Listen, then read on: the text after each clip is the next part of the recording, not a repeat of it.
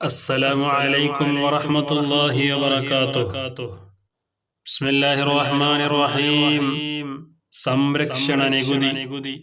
സിറിയയിലെ അതായത് ഹിമ്മസ് എന്ന സ്ഥലത്തെ ക്രിസ്ത്യാനികൾക്ക് അവരുടെ ജീവനും സ്വത്തിനും സംരക്ഷണം നൽകാമെന്ന് മുസ്ലിംകൾ ഉറപ്പുകൊടുത്തിരുന്നു.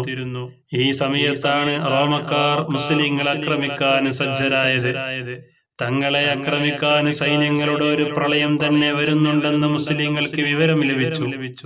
മുസ്ലിം സൈന്യത്തലവനായ അബൂ ഉബൈദ റളിയല്ലാഹു അൻഹു ക്രിസ്ത്യാനികളെ നഗരത്തിൽ നിന്നും പുറത്താക്കണമെന്ന അഭിപ്രായം പ്രകടിപ്പിച്ചു.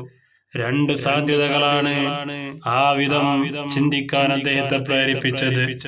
ഒന്ന്, ക്രിസ്ത്യാനികൾ റോമക്കാരുടെ പക്ഷം ചേർന്നേക്കാം. രണ്ട്, അവർ മുസ്ലിങ്ങളെ പിടിച്ച് റോമക്കാരെ ഏൽപ്പിച്ചേക്കാം.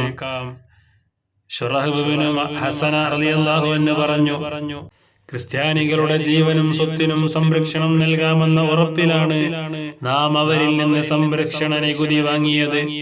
നമ്മുടെ സ്ഥിതി ഇപ്പോൾ വളരെ സങ്കീർണം. അവരെ സംരക്ഷിക്കാൻ നമുക്ക് കഴിഞ്ഞില്ല.